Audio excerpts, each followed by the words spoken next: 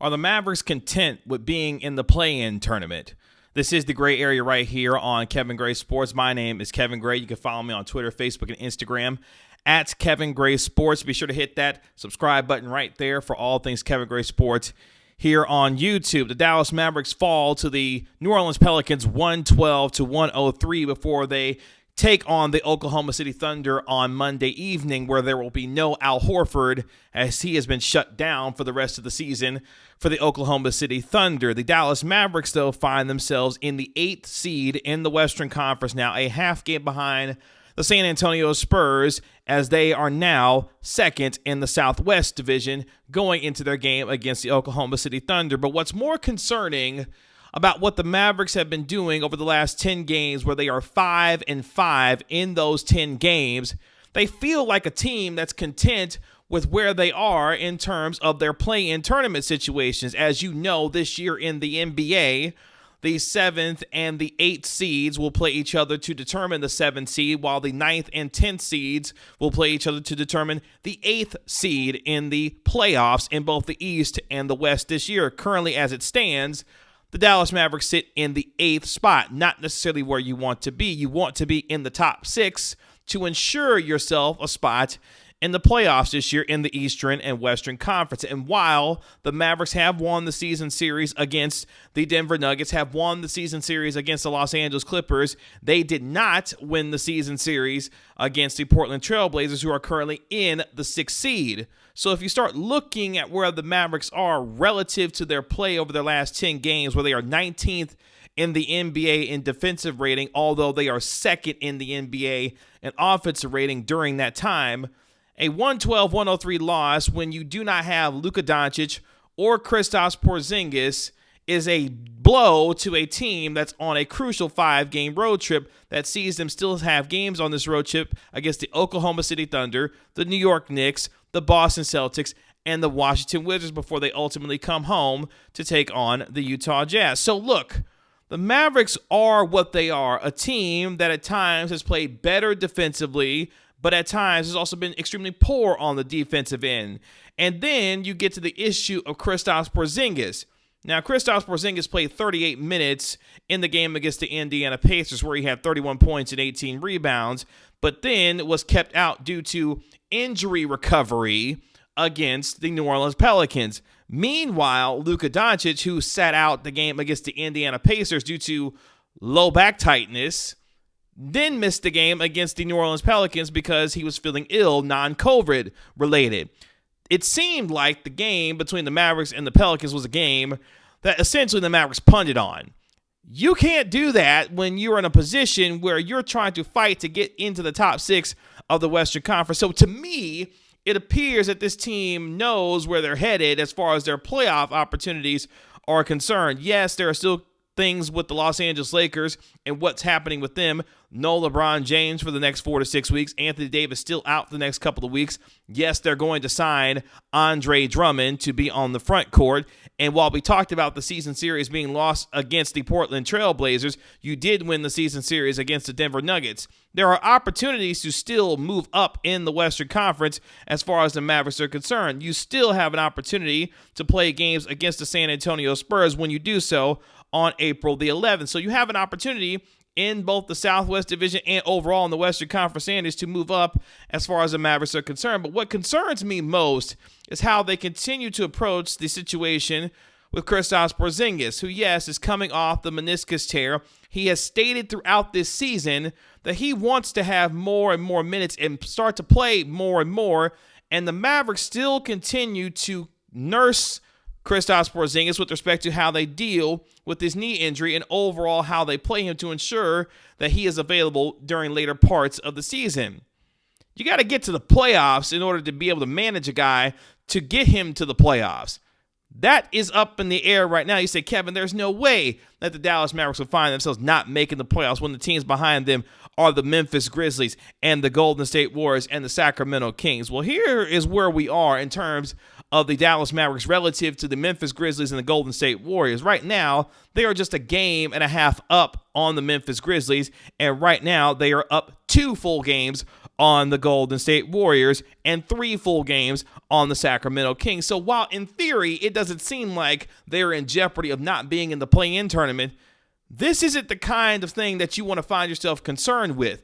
Punting on basketball games in order for injury recovery or injury management, load management, whatever you want to call it. But more so than anything, this isn't the kind of attitude that you would expect from a Mavericks team looking to take the next step going into a season where they came off a first-round playoff appearance against the Los Angeles Clippers, thought that they were going to be building upon that going into this year. We say, Kevin, they have dealt with COVID, significant issues with COVID, with Dwight Powell, Josh Richardson, Dorian Finney-Smith, Maxi Kleber, Jalen Brunson, all guys who have been beset by COVID and the COVID protocols this year.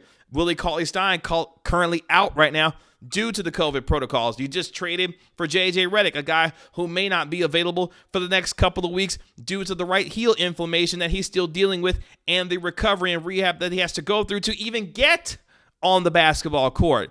So while, yes, this Mavericks team has played much better during the second half of the year, namely because of more consistent health that they've had in the second half, over your last 10 ball games, you find yourself going like this, up and down and uneven to the point where you're playing just 500 basketball.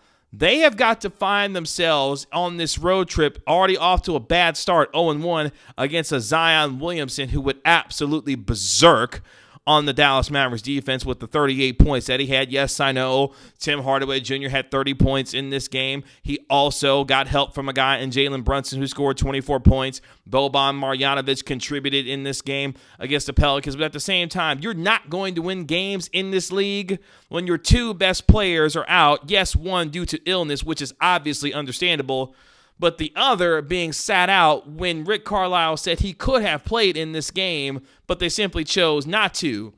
You can't afford to be punting basketball games at this particular point. And folks are filling up my timeline, driving my timeline about, Kevin, what's wrong with the Mavericks? Why aren't they playing the young guys? Why are they punting on basketball games? Why aren't they putting themselves in the best position to have this kind of sense of urgency needed in a second half of the season where you've already played 44 basketball games and you've got 28 left to find yourself playing more consistent basketball going forward? And I see all those questions are extremely valid. But at the same time, Donnie Nelson and Rick Carlisle and the athletic staff of this team have told us, in essence, to trust the process.